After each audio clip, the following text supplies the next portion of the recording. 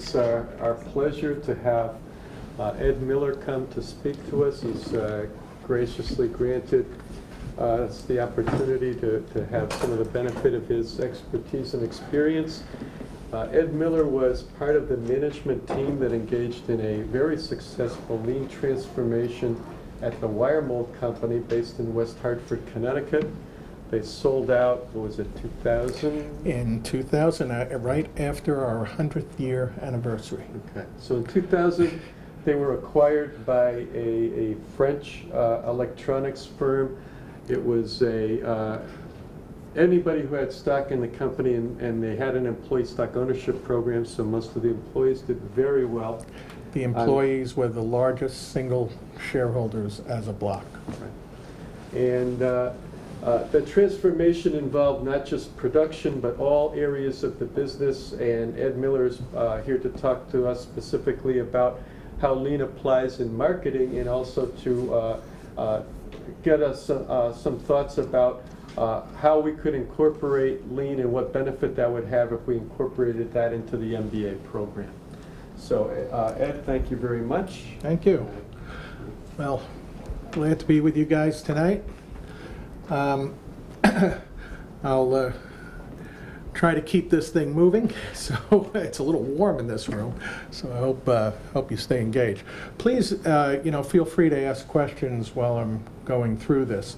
I geared this specifically for talking with, and I knew it was going to be students and faculty that were going to be here, but most of this is really focused on considerations to just get the thinking started on including more lean content in the MBA program, and maybe even an MBA track in the MBA program as well. How many people have heard of lean enterprise or lean transformation before coming here? Good. And what does it mean? I just want to see how much you know. Anybody want to say what is lean transformation? Go ahead. Efficiency. Efficiency, okay. Anything else? It's a philosophy of a different way to do business. Yeah. Philosophy. Run a business. And that's what lean thinking is about. Just Ed, Oh, for, sorry. for the benefit of the video, if somebody speaks and it's kind of soft in the back, would you Oh, repeat what they I got to stay said? near the microphone. Hi, Mike. Okay, so I will stay around here then and answer. When you hear the term lean transformation, who transforms? What transforms? Yeah. The business, Okay. Anything else? A little more specific. Because you were on it right in terms of the thinking of philosophy. It's the people. I went through my own personal lean journey and transformed. A business is made up of people. So a business doesn't transform, it's the people that are in it that transform. So one of the things that are important in lean is it's true, it drives efficiency, but that's not the focus. It's a culture. It really focuses you on seeing opportunities. I'm going to try to help you see opportunities. Come on in. This is the electric? Ed Miller? I'm Ed Miller, yes. Ed Miller, yeah, this is it. Yeah, Sorry. I didn't bring a name tag, but I think I'm still that name. Come on in. So, in including, one of the things I wanted to do, because a lot of times you think this is just a manufacturing efficiency type thing, and it isn't. It's about how you run a business, and in fact, it is about growth. So some of the examples I'm going to give you here as I go through this, a lot of it will be geared from manufacturing, but it is very useful and applicable, and I'll give you examples of the service business. I've worked in healthcare to transform a large healthcare provider and insurance company in Wisconsin. There's some work going on here in Connecticut. So the service industries as well as manufacturing are the thinking is very applicable. Anyway, to give you a little bit of my background, I won't spend a lot of time with it. I am an electrical engineer. After graduating engineering school, I joined General Electric in its corporate labs up in Schenectady, New York. I grew up in New York City. And there, I was just a kid out of school. They gave me my own lab and technician and developed something somebody actually wanted. So GE at the time said, you know, we're pretty slow getting ideas to the marketplace. Why don't we build a startup company? So they moved me from there to Rhode Island to start a venture, a startup company. Couldn't believe I was getting paid for it. So it was a lot of fun. That's what got me to the commercial world. GE developed me in a few other directions, mainly in strategy, marketing as well. And they then moved me to Connecticut. I was responsible for a part of the business that was in Plainville. Some of it's still left there, but not much. And then after about 15 years with GE, I joined General Signal as an officer of one of its business units, and then I joined the wire mold company, where I came in first as its vice president of marketing, then later marketing and sales. And that company, as Larry said, went through a complete lean transformation, all the way through to the customer. And our people were I'm going to stand by here. Our people is who transformed, starting with me, as well as others in the whole company. So it allowed us to see opportunities we didn't see before, and I'll give you some example of that. In Connecticut, where a lot of lean has a foothold in the United States, really due to some pretty leading companies that were applying that thinking throughout, namely Danaher, wire mold we already talked about. And incidentally, wire mold, in our case, we took a company from roughly 100 million in sales to about 450 million in sales, where its core business went from 6% EBITDA to 21% in 7 years. Half of that was organic. The other half was through acquisition. All of those could not have been achieved without lean thinking in how we made business decisions and saw opportunities. A lot of Pratt & Whitney is into lean transformation big time. A smaller company out in, I forgot where they are, but they're in Connecticut, Bilco.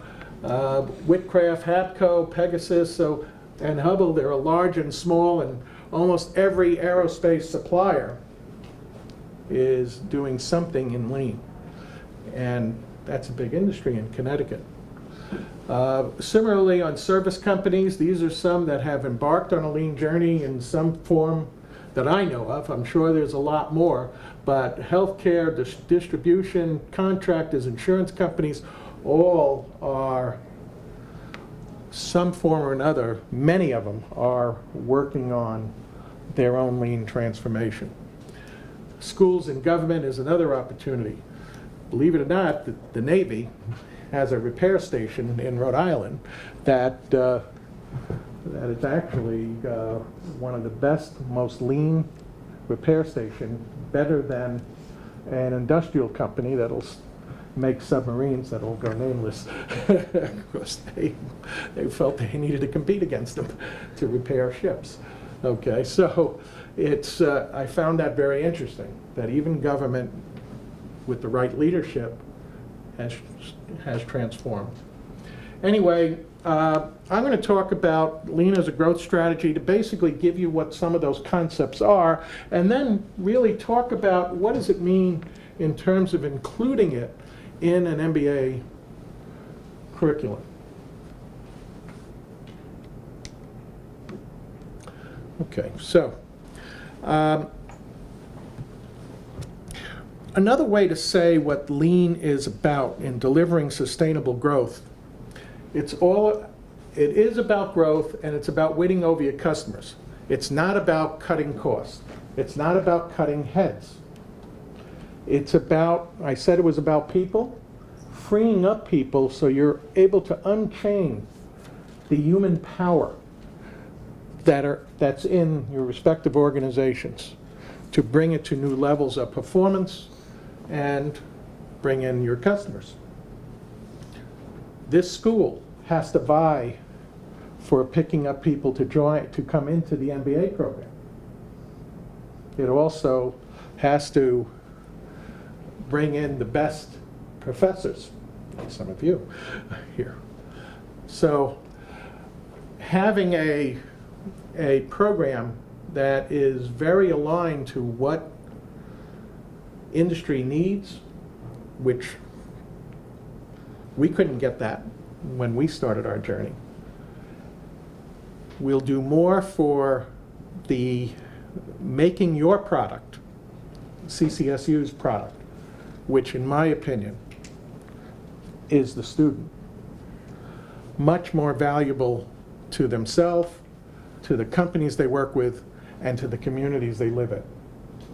So it's a real win. I also think, in looking around the area schools, that an MBA program that has a strong lean content is differentiating. Anyway, so I think the school can compete as an unfair competitive advantage because of having that, but lean in business is about creating an unfair competitive advantage in the markets you're in. When companies start a lean journey, they usually start in operations or manufacturing. If it's a service business, it would be whatever they're operating on.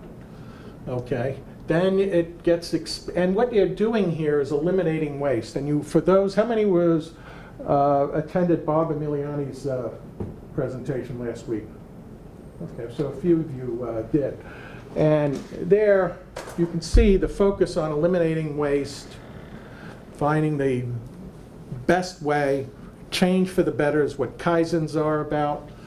That usually starts here. People can usually see it better. Then it goes to supply chain. That's where I can go ahead and get more efficiency in how people supply us.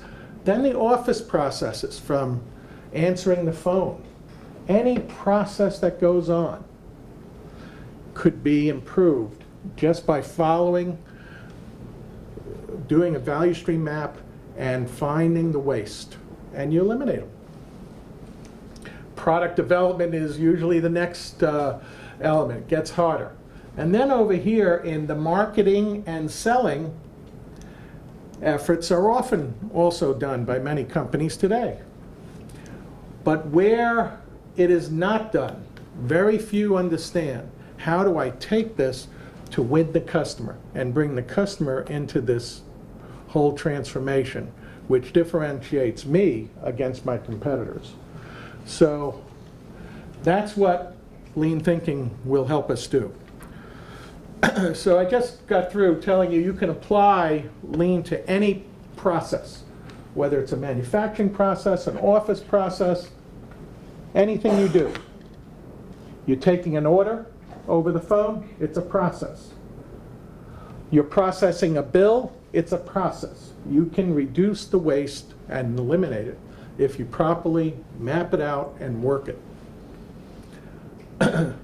So if you look at all of these things you can do, quoting customers now, for those in business, if you're able to quote today instead of 2 or 3 weeks from today, don't you think you'd gain more customers?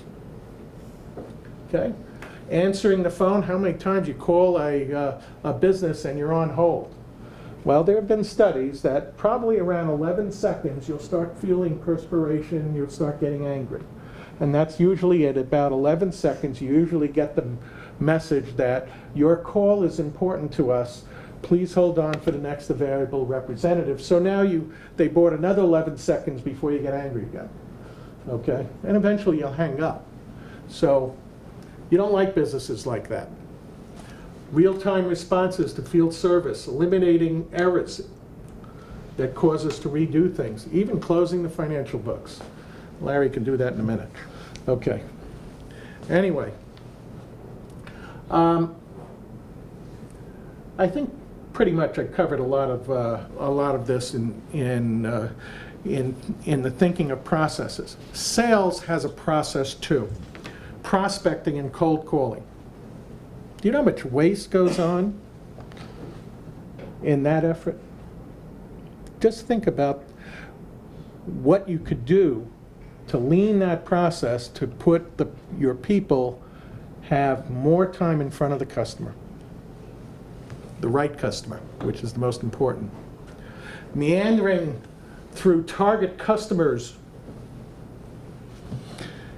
to try to find the right people. Well, that's because people don't do pre-call planning.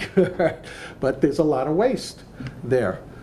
Taking off and putting together a quote. Taking off is usually a customer might have plans and specs. If you're in the aerospace business, your customer has a specification, and usually you have to take it off to create a set of bill of materials and then quote it.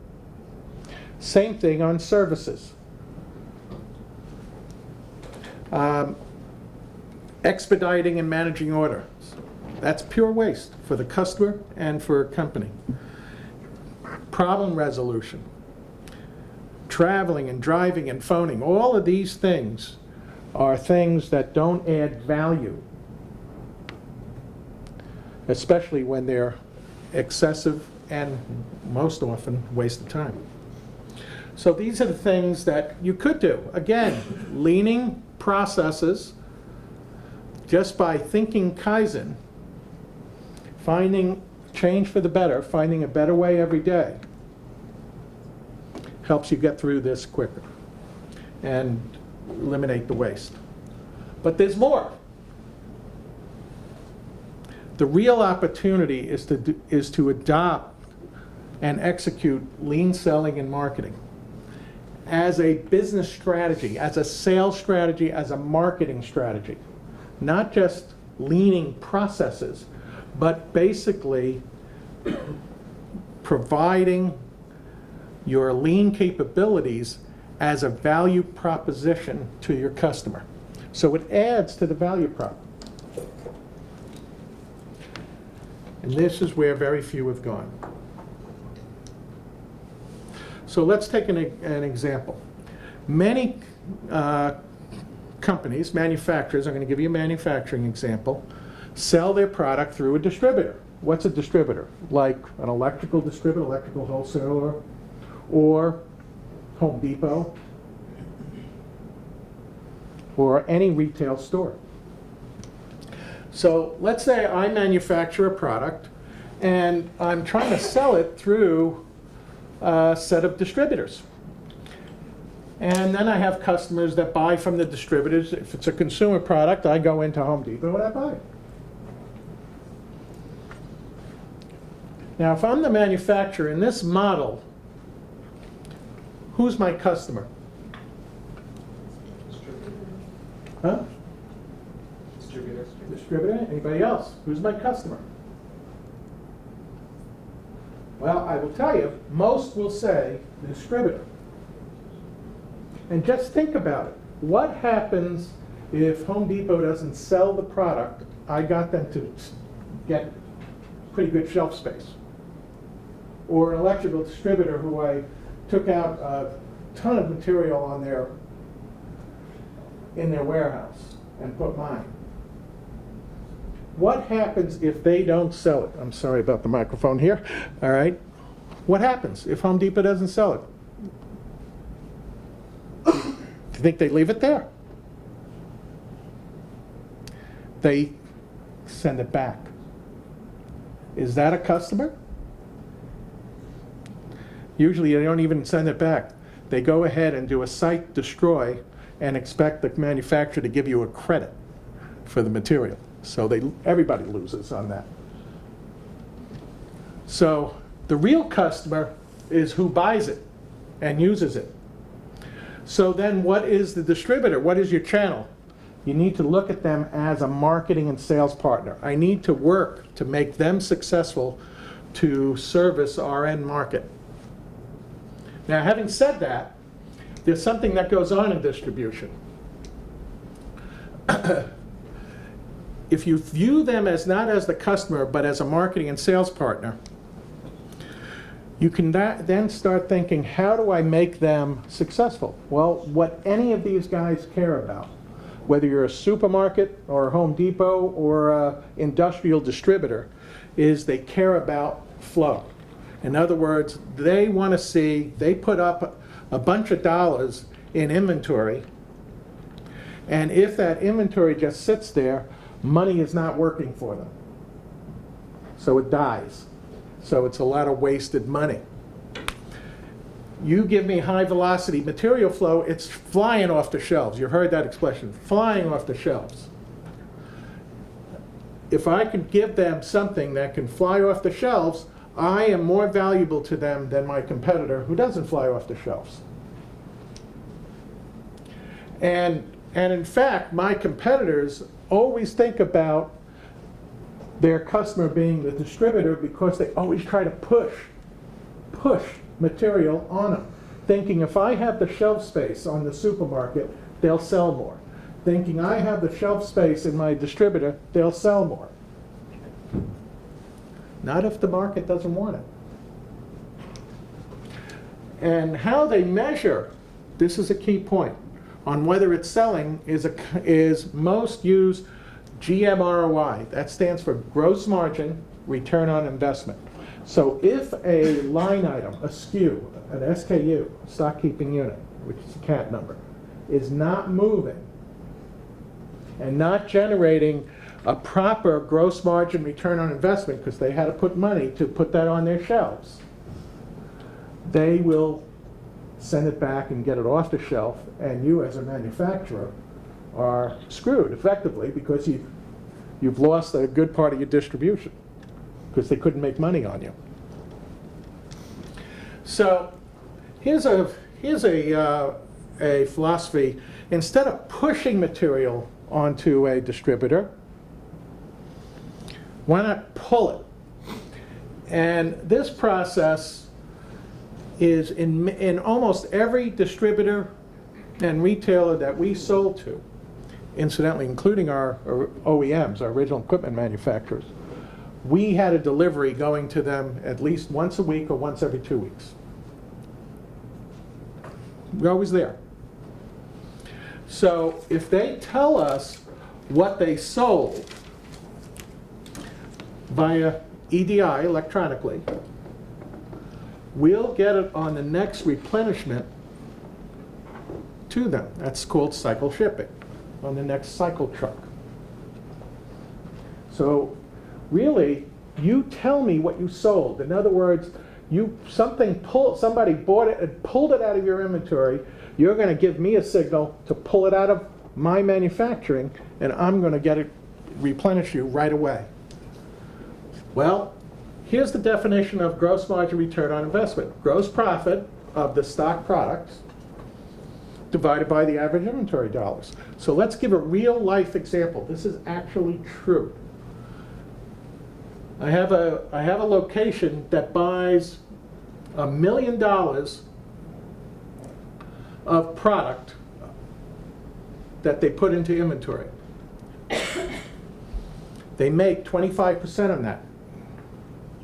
Okay, that's not a retailer. A retailer would make 40. This is more of an electrical distributor. Okay, so their gross profit is about $250,000. Not bad. Well, these guys are only turning that inventory 3 times. That means to sell $1 million worth of goods at their cost, they need to put on the shelf, make an investment of $330,000.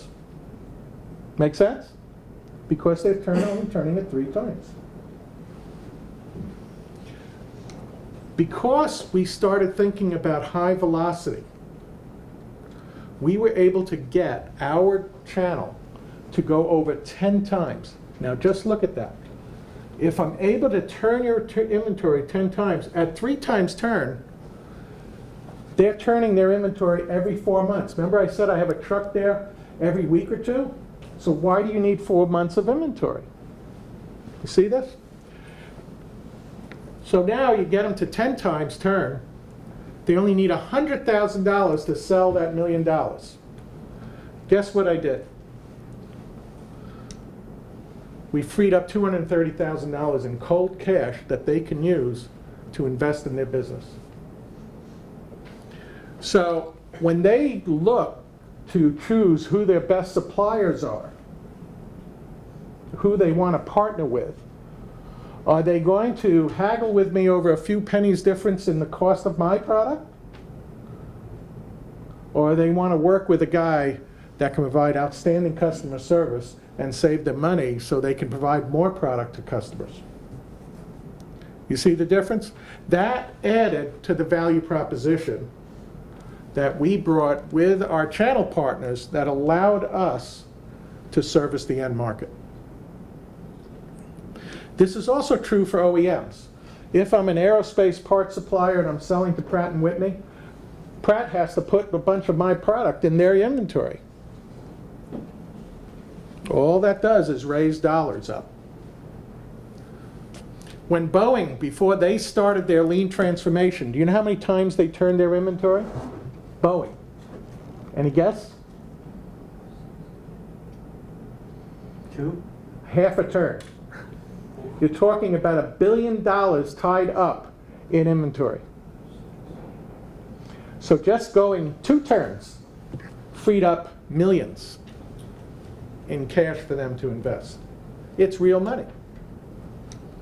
Anyway, so my point is, we had a business philosophy or a strategy with our channel that says, look, you have the breadth, the wide range of the product, so you're known in the area to have it. We'll provide the depth with velocity because you're just going to keep telling us what you sold, and we'll have it on a real-time pull system. That was the business strategy. That wasn't an internal issue. That was how we were able to service the end market better and have our partners also win in this.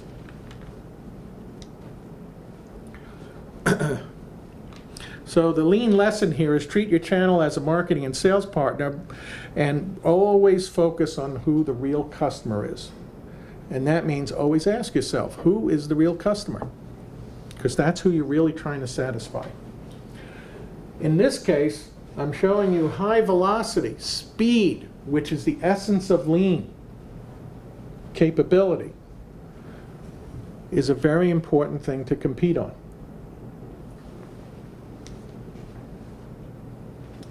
Let's talk about pricing.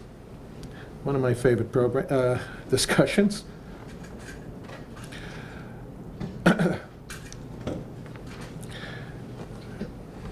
We are taught typical pricing behaviors, and they drive a lot of waste. In fact, we play a dance in how we sell. 30% of my old sales force's time was spent negotiating price with a customer. And so what if, in my case, I had a 100-person direct sales force? If we would get rid of most of that, we can add the equivalent of 25 more people to the sales force without spending an extra dime, because we'll have freed up all of that wasted time. If we free up, so that's only 5% of the time negotiating. They're spending more time working on solutions with their customer.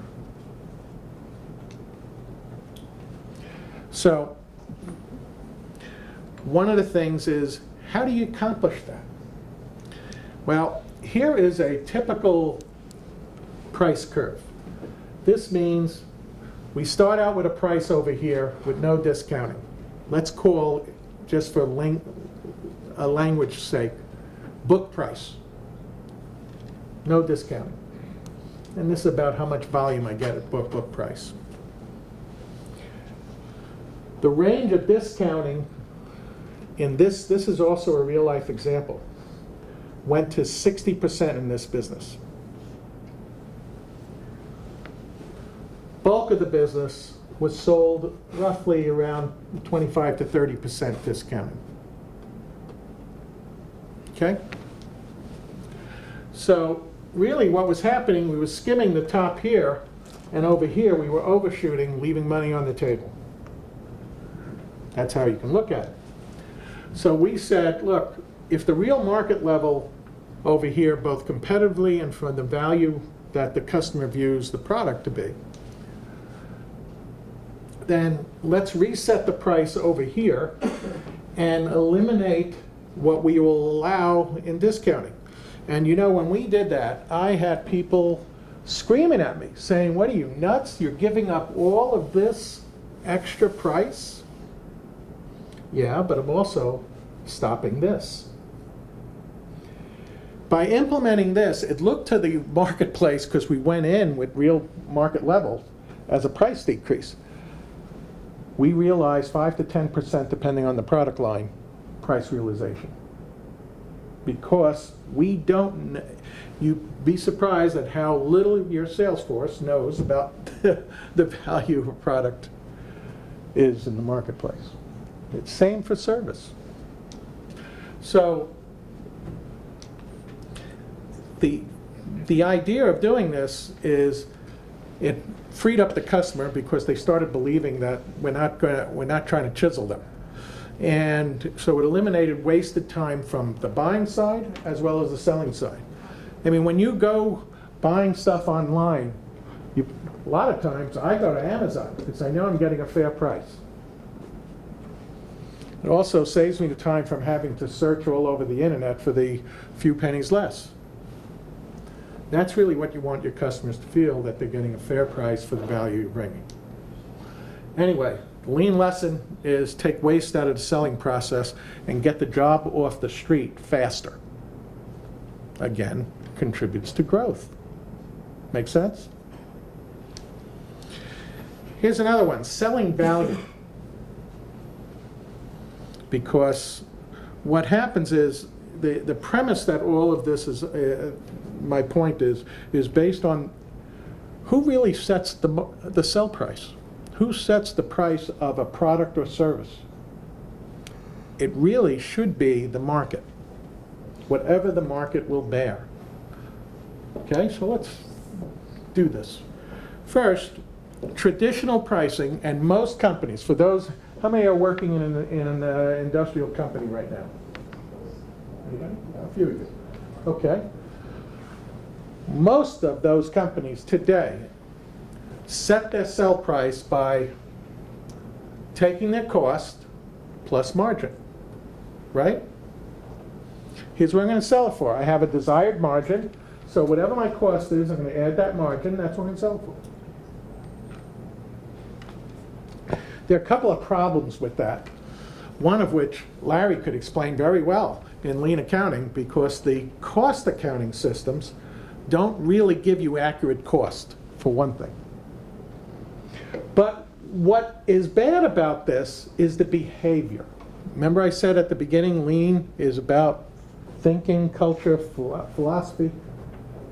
It's the behavior that's wrong with this equation. Because it says, if whatever my cost is, my cost goes up, I'm going to raise the sell price. I want more margin, I'm going to raise the sell price. Well, first, if I could have sold it at that higher price, I should have been doing that all along, because the market will bear. Eventually, you'll get to a point where the market won't buy it.